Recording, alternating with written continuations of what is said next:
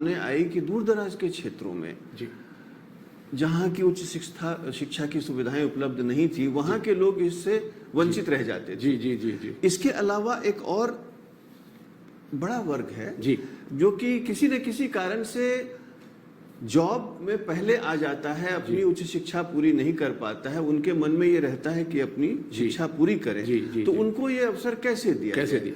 इसके अलावा बहुत सारे ऐसे सेगमेंट्स हैं सोसाइटी के, हाउसवाइफ्स हैं या दूर दराज क्षेत्रों में काम करने वाले लोग हैं जो कि एक्सेस नहीं कर पाते हमारे फॉर्मल सिस्टम को। वो अपनी नौकरी छोड़ के जो है वो साल 2 साल 3 साल कॉलेज में नहीं बिता सकते। तो ऐसी सारी जरूरतों को पूरा करने के लिए राष्ट्रीय स्तर पर एक मुक्त विश्वविद्यालय की कल्पना की गई, जिसके माध्यम से कि हम हर उस आदमी तक उच्च शिक्षा का अवसर पहुंचा सके जो कि इस अवसर को पाना चाहता है। तो इसके लिए इसके जो एडमिशन के नियम है वो भी लचीले बनाए गए। इसमें बहुत सारी फ्लेक्सिबिलिटीज हैं, जैसे कोई अपर एज लिमिट नहीं है। आप यदि किसी कॉलेज या यूनिवर्सिटी के क्लासरूम में जाएं तो आप वहां देखेंगे कि जितने विद्यार्थी हैं सब करीब करीब एक ही एज ग्रुप के होते हैं, 18 से 23 साल। सही कह रहे हैं। लेकिन हमारे यहाँ ऐसा कुछ भी नहीं है। आपको एक साथ जो है 18 साल का विद्यार्थी और 58 साल का विद्यार्थी आपको हमारी एक ही काउंसलिंग सेशन में मिल जाएगा। तो ये एक खास बात है।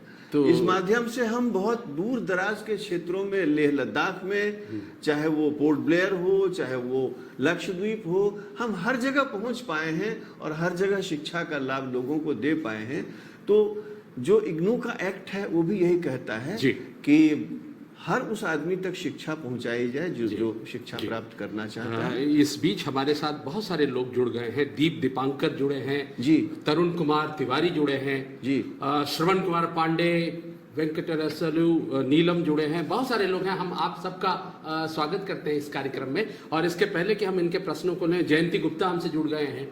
हम ऐसे लोगों को के प्रश्नों को हम आपसे साझा करेंगे, लेकिन इससे पहले डॉक्टर साहब हम ये जानना चाहेंगे कि इग्नू जैसे शीर्षस्थ संस्थाओं में जिसकी इतनी आउटरीच है, मुझे किसी ने बताया कि 33 लाख से ज्यादा विद्यार्थी यहाँ पढ़ते हैं, तो इसकी एडमिशन की प्रक्रिया कब शुरू होती है और ये एडमिशन की प्रक्रिया के में क्या हर कोई आसानी से एडमिशन ले सकता है? इस पे थोड़ा प्रकाश डाले तो आसानी। जी हाँ, सबसे पहले तो मैं अपने सारे व्यूअर्स को ये बताना चाहूँगा कि जुलाई 2020 सेशन के लिए हमारा एडमिशन शुरू हो चुका है। ये 6 जून से हमारा एडमिशन शुरू हुआ और बड़ी संख्या में हर रोज विद्यार्थी एडमिशन ले रहे हैं। अब मैं इस प्रोसेस के बारे में बता दूं, ये एडमिशन पूरी तरह से ऑनलाइन है। इस बीच सर आपसे आपको एक रोकूंगा, हमारे पास कुंवर विजय प्रताप सिंह भी जुड़े हैं और वो इस कार्यक्रम की बड़ी सराहना कर रहे हैं। तो ये इन सारी चीजों के आपके इनपुट को देख करके हम उत्साहित होते हैं। तो ये हमें खुशी होती है यदि हमारे विद्यार्थी हमसे जुड़ते हैं, तो हमारे लिए खुशी की बात है। तो मैं बता रहा था कि एडमिशन की प्रक्रिया पूरी तरह से ऑनलाइन है। आपको कहीं जाने की जरूरत नहीं है। आप अपने सारे डॉक्यूमेंट स्कैन करके रखें, अपना फोटो, अपना सिग्नेचर स्कैन करके रखें। हमारा जो वेबसाइट है उस पे आप जाएं, उसमें रजिस्टर ऑनलाइन है और अभी तो एक अलग से हमने लिंक भी दे रखा है अलर्ट सेक्शन में एडमिशन के लिए। उसमें 2 तरह के एडमिशन हैं जिसके बारे में मैं समझता हूं कि हमें चर्चा करनी चाहिए, वो हम करेंगे।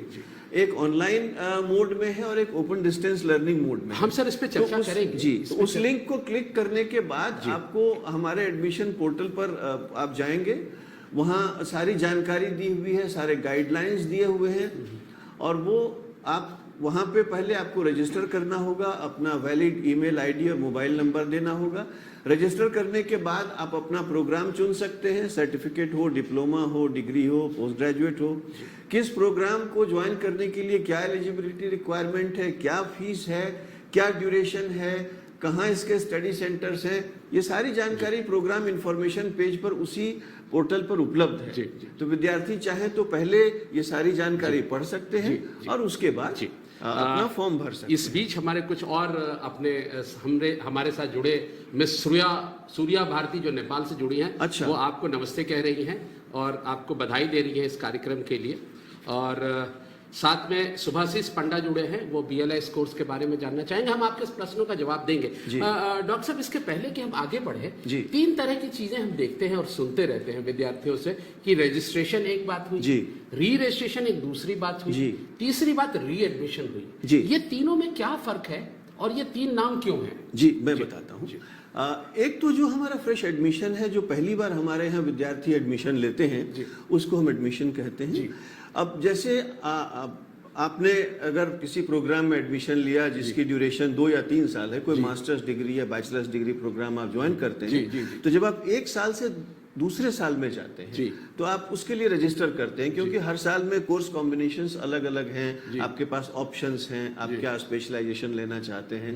तो जब आप फर्स्ट ईयर से सेकेंड ईयर में या सेकेंड ईयर से थर्ड ईयर में जाते हैं तो इसको हम री रजिस्ट्रेशन कहते हैं। जी, मतलब ये कंटिन्यूएशन ऑफ स्टडी। हाँ, बिल्कुल बिल्कुल, 1 साल से दूसरे साल तक का जो आगे बढ़ने की प्रक्रिया है। और यहाँ मैं ये चीज बताना चाहूंगा कि जो एक फ्लेक्सिबल अरेंजमेंट है हमारे यहाँ, उसके तहत किसी विद्यार्थी को अपने फर्स्ट ईयर के कोर्सेज को कंप्लीट करने की जरूरत नहीं है सेकेंड ईयर ज्वाइन करने के लिए। वो सेकेंड ईयर में रजिस्टर कर सकते हैं और सेकेंड ईयर के बाद थर्ड ईयर में रजिस्टर कर सकते हैं। और जो मैक्सिमम ड्यूरेशन है उस प्रोग्राम का, उसके अंदर वो जब उनको सुविधा हो असाइनमेंट जमा कर सकते हैं और अपनी परीक्षा दे सकते हैं। तो री रजिस्ट्रेशन का प्रोसेस भी ऑन है। उसकी लास्ट डेट, हम इसकी लास्ट डेट के बारे में आपसे जस्ट पूछने जा रहे थे कि उसके पहले री एडमिशन क्या है सर? हाँ, री एडमिशन एक एनेबलिंग मैकेनिज्म है हमारे यहाँ। जैसे कि मैं एग्जांपल देता हूँ पोस्ट ग्रेजुएट प्रोग्राम का। हमारे यहाँ अब तक जो मैक्सिमम ड्यूरेशन पोस्ट ग्रेजुएट या डिग्री प्रोग्राम ले लीजिए, बैचलर डिग्री प्रोग्राम, 3 साल मिनिमम ड्यूरेशन है और 6 साल मैक्सिमम ड्यूरेशन है। लेकिन इसका क्या अर्थ हुआ 3 साल मिनिमम ड्यूरेशन? मतलब ये हुआ कि कम से कम 3 साल आपको पढ़ना होगा हमारे साथ। अच्छा, है ना? और आप चाहें तो 3 साल से ज्यादा का समय ले सकते हैं, अधिक से अधिक 6 साल ले सकते हैं सारे क्रेडिट्स कंप्लीट करने। इसका मतलब हुआ कि अगर हम 3 साल के कार्यक्रम में एडमिशन लेते हैं और हम 2 साल किसी कारण से अति उत्साह में मैं इस कार्यक्रम को 2 साल में खत्म करना चाहता हूं तो नहीं, ऐसा नहीं कर सकते, क्योंकि ये यूजीसी के भी नियम बने हुए हैं इसमें कि डिग्री प्रोग्राम 3 साल से कम का नहीं हो सकता और आप इसको अधिक से अधिक 6 साल में कंप्लीट कर सकते हैं। लेकिन जैसा मैंने पहले बताया कि हमारे यहाँ जो स्टूडेंट पॉपुलेशन है बहुत ही डाइवर्स है, उनकी अपनी लाइफ एंगेजमेंट्स हैं, सोशल एंगेजमेंट्स हैं, रिस्पॉन्सिबिलिटीज हैं। तो कई बार जो मैक्सिमम ड्यूरेशन है उसमें भी वो पूरा नहीं कर पाते।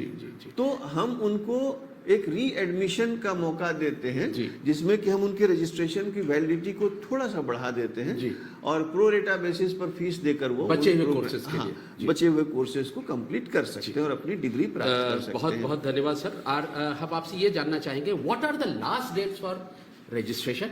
What are the last dates for re-registration and re-admission? Kindly enlighten us, sir. जी, अभी जो हमारा फ्रेश एडमिशन चल रहा है जुलाई 2020 सत्र के लिए, उसकी लास्ट डेट अभी 31 जुलाई है।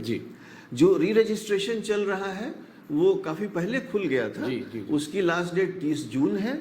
और री एडमिशन जो हमारे पुराने विद्यार्थी हैं जो री एडमिशन के लिए अप्लाई करना चाहते हैं, उनका फॉर्म हमारे स्टूडेंट रजिस्ट्रेशन डिवीजन में 25 तारीख तक पहुंच जाना चाहिए।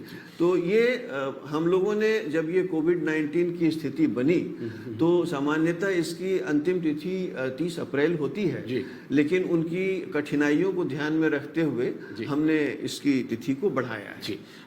आजकल एक बड़ी चर्चा हो रही है कि इग्नू 2 तरह से अपने पाठ्यक्रमों को विद्यार्थियों तक ले जा रहा है। एक ऑनलाइन के तरफ भी हम लोग चल पड़े हैं, दूसरा ओडीएल मोड पे चल पड़े हैं। तो इस दोनों में फर्क क्या है? कौन से सारे लोग ओडीएल कर सकते हैं, कौन वैसे लोग हैं जो ऑनलाइन कर सकते हैं, क्या दोनों के प्रोग्राम भी एक हैं? इन सारे बिंदुओं पे हाँ, ये बड़ा ही महत्वपूर्ण सवाल है डॉक्टर प्रसाद, क्योंकि हमारी वेबसाइट पर अभी 2 लिंक दिख रहे हैं। अलर्ट सेक्शन में यदि आप देखें तो एक है link for admission to online programs और एक है link for admission to programs offered through ODL mode. तो मुझे लगता है कि हमें अपने जो व्यूअर्स हैं उनको ये बताना चाहिए कि इन दोनों में फर्क क्या है और उनके लिए क्या बेस्ट है। देखिए, जो प्रोग्राम ओडीएल मोड में अभी ऑफर किए जा रहे हैं उन्हीं में से कुछ प्रोग्राम हम ऑनलाइन मोड में डिलीवर कर रहे हैं। ये पहली बार नहीं है। जनवरी 20 में भी हमने 3 प्रोग्राम्स ऑनलाइन चलाए थे। अच्छा। और हमारा अनुभव अच्छा रहा था। तो इस बार ऑनलाइन प्रोग्राम्स की संख्या बढ़ाई गई है, करीब 13-14 प्रोग्राम हैं जी।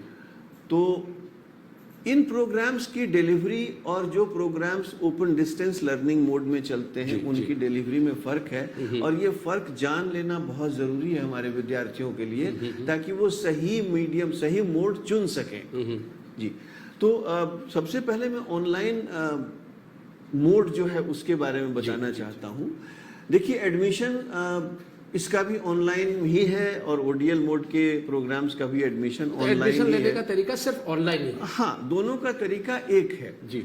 फर्क यहाँ होता है कि मैं दोनों को साथ साथ बताता जाऊंगा ताकि हमारे व्यूअर्स हैं उनको फर्क समझ में आए। जी।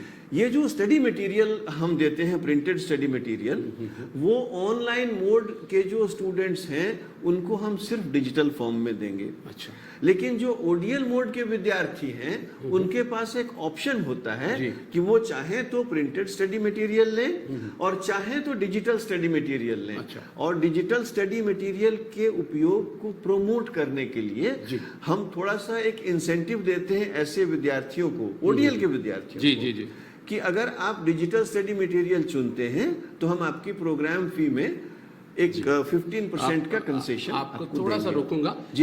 मधुश्री मुखर्जी हमसे जुड़ रही हैं और वो हमसे पूछ रही हैं कि एग्जाम कब होंगे। साथ ही साथ सोनल सेठ जुड़े हैं, वो ये कहना चाह रहे हैं कि ऑनलाइन काउंसलिंग क्लासेस जो चल रही है उनमें पासवर्ड की थोड़ी सी समस्या आ रही है। हाँ। इन 2 चीज़ों पे हम आपके ध्यान चाहिए। ठीक है। अभी देखिए, जून 2020 में जो परीक्षा होने वाली थी वो कोविड-19 के कारण नहीं आयोजित की जा सकी। और जैसा कि आप सब जानते हैं कि किसी भी संस्था में, किसी भी विश्वविद्यालय में ये परीक्षाएं नहीं आयोजित की जा सकी हैं। हम लोग लगातार असेसमेंट कर रहे हैं और ये कोशिश कर रहे हैं कि जल्दी से जल्दी परीक्षाएं आयोजित की जाएं, और उसके लिए हम लगातार प्रयासरत हैं। अपने रीजनल सेंटर से, अपने स्टडी सेंटर से संपर्क में हैं, और जैसे ही अनुकूल स्थिति बनती है हम एग्जाम्स कंडक्ट कराएंगे। और हमारे विद्यार्थियों को आश्वस्त रहे वो कि हम जब एक शेड्यूल बनाएंगे फाइनल, तो आपको कम से कम 15 दिन पहले बताएंगे कि आपकी परीक्षा शुरू होने वाली है इस तारीख से, ताकि आपके पास तैयारी करने का समय हो।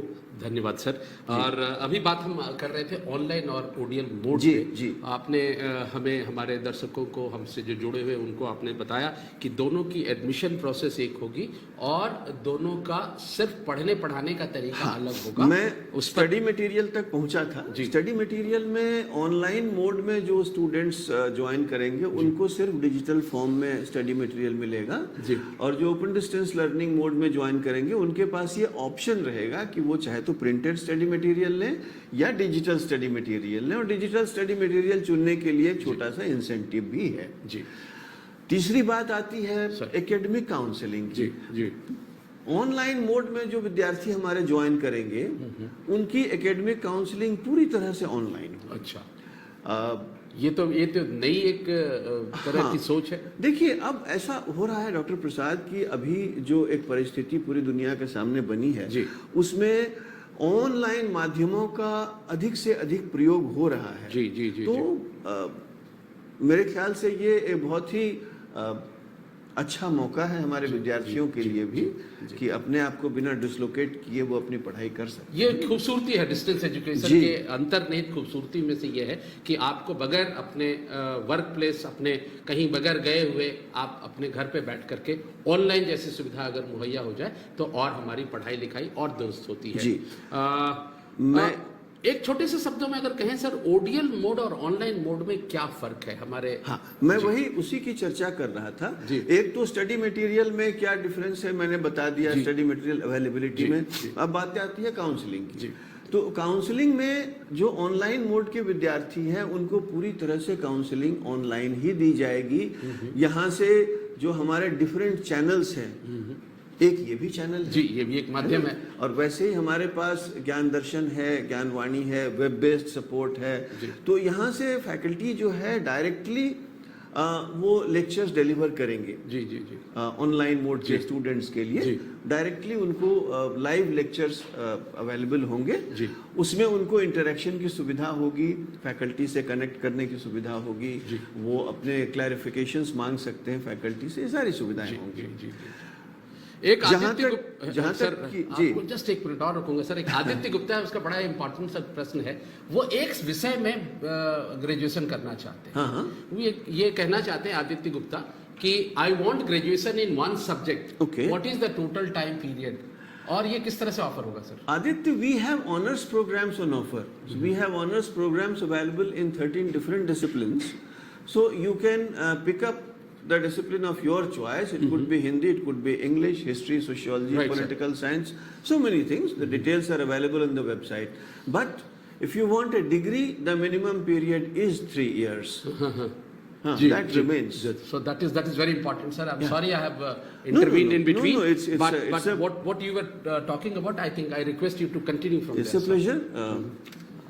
Yeah. Talking So to our that is the. Now comes the issue of assignment submission. Right. Now, when I said that the counseling will be available only online to the online mode students, Right.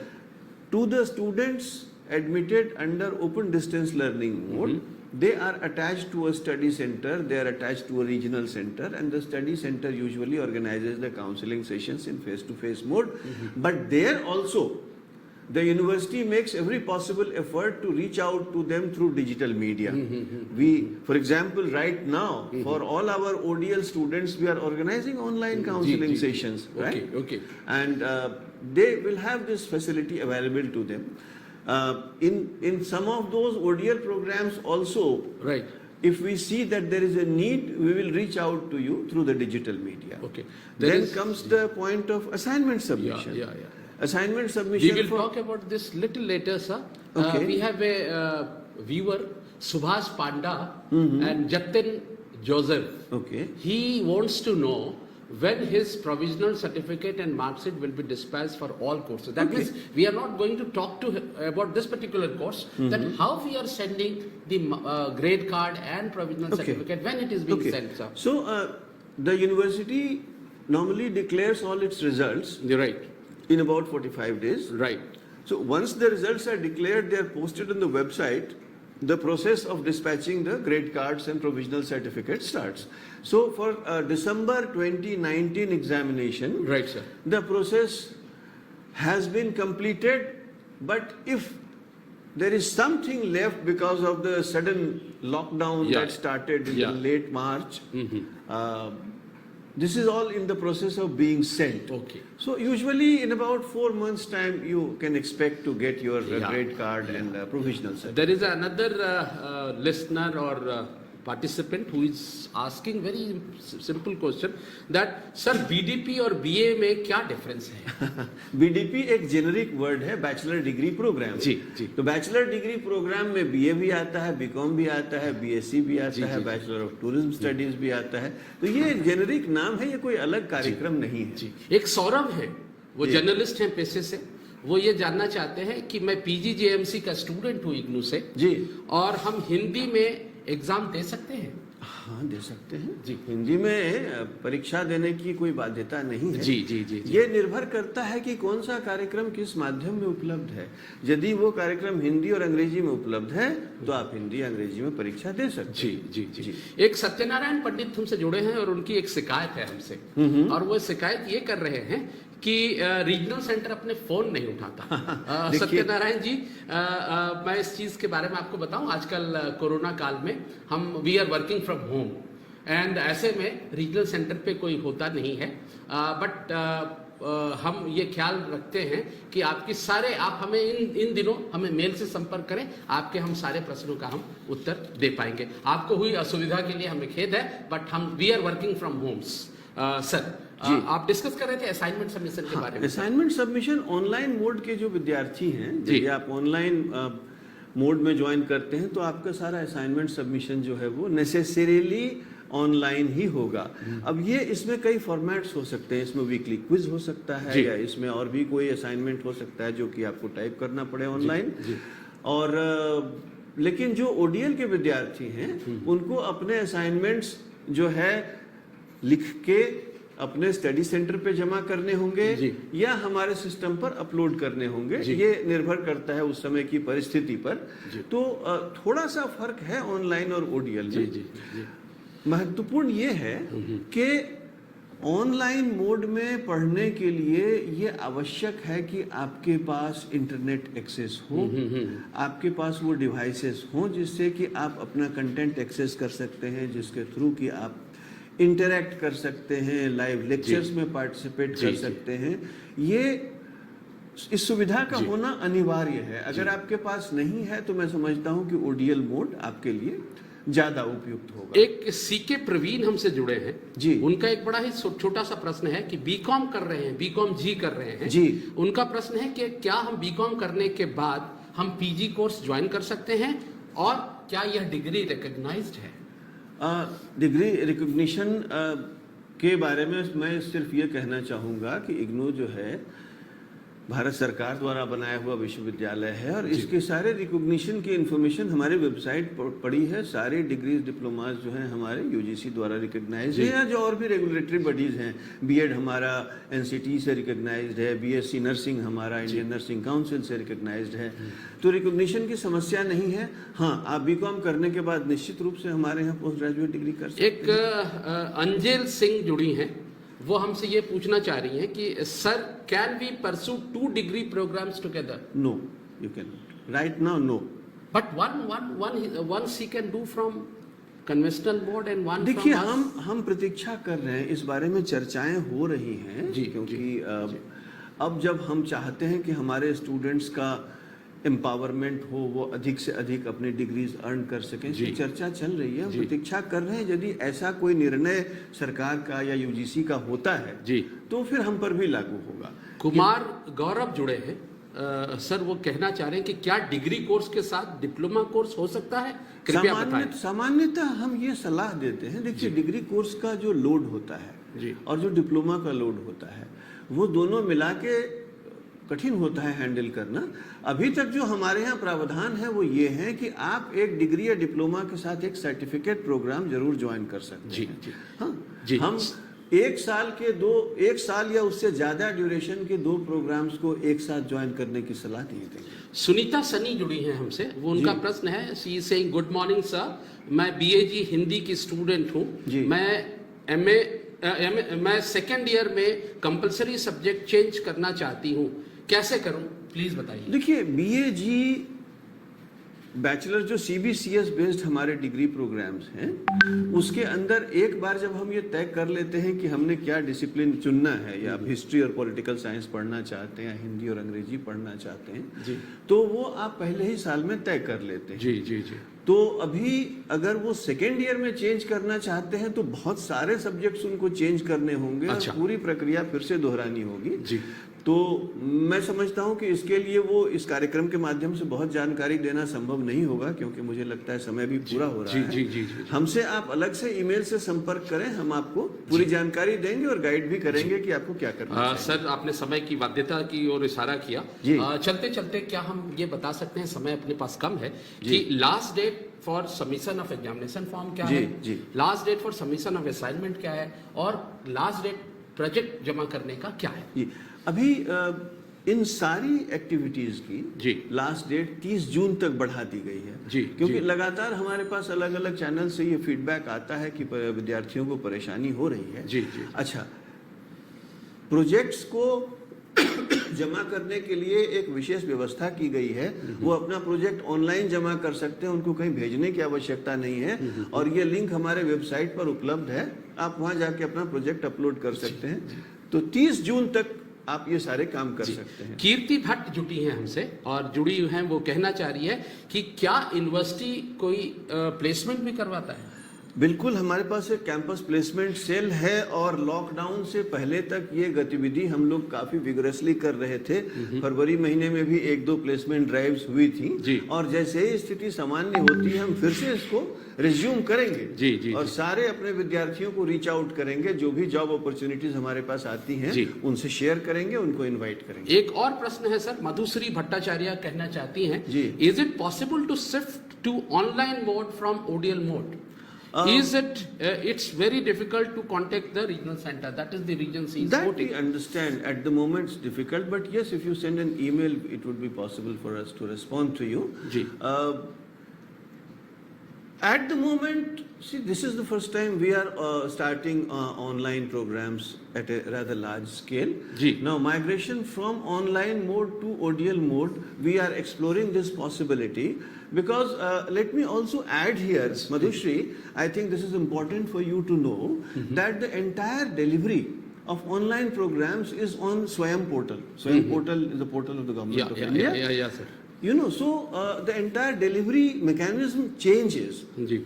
So we are exploring the possibility of giving this option, but at the moment we don't have this Yeah, facility. there is one very interesting question which has been asked by Pooja Tulsiyan Sharma. She says, please sir, मैं क्या अपना exam का कुछ paper Hindi में और कुछ English में दे सकती हूँ? एक ही विषय की परीक्षा में यदि आप दोनों भाषाएं चुनेंगे तो ये इवैल्यूएटर के लिए चैलेंज हो सकता है, मुझे लगता है। जी, जी। है ना, क्योंकि सारे इवैल्यूएटर्स हम उसी तरह से भेजते भी हैं इवैल्यूएटर्स को। जी। यदि आप एक मान लीजिए ये प्रोग्राम हिंदी और अंग्रेजी दोनों में उपलब्ध है, एक कोर्स की परीक्षा आपने हिंदी माध्यम में लिख दी, दूसरे की आप अंग्रेजी में लिखे, वहां तक ठीक है, लेकिन एक ही आंसर बुक में यदि दोनों भाषाओं का इस्तेमाल करेंगे तो कठिनाई हो सकती है। दिव्या गौतम हमसे जुड़ी हैं।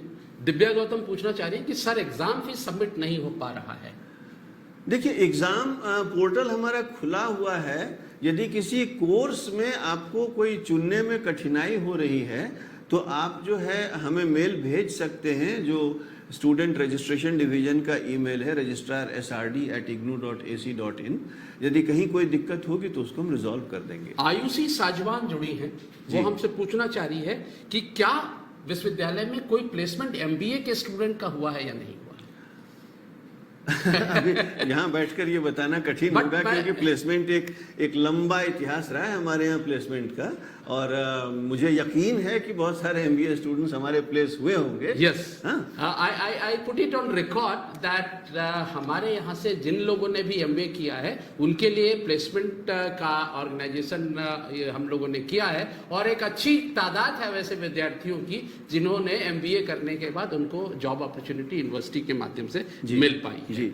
सो सर, अब वक्त हमें इशारा कर रहा है कि आज के कार्यक्रम का वक्त अब नहीं बचा है, लेकिन चलते चलते वैसे विद्यार्थियों के जिन्होंने बहुत सारे प्रश्न पूछे हैं और हर कोई ने ये जानने की कोशिश की है कि when we are going to start our exam, that is there, and that is I would like to hear from you, sir. And before I hear from you, I would like to suggest our students, our participants, that please don't be prey to the kind of things which you are getting from other this is the only official channel through which we are interacting with you.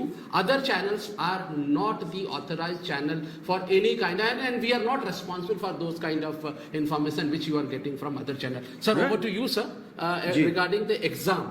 Exam, I think we have answered this question. Once again, sir, there are we are many. trying our best to organize the examinations as early as possible, but the situation has to be conducive. Okay. You know, So we are in touch with our regional centers and study centers, and as soon as possible we'll conduct them. So thank you very much, sir, for sparing your time, and I extend my heartfelt thanks to all those who were with us in this every live program, and with the promise that we are going to meet you again next week with the similar such concern of the students, our efforts, how we are going to resolve that, and many more. Till such time, please allow us to say goodbye and take care of yourself, maintain social distancing. Namaskar, bye-bye.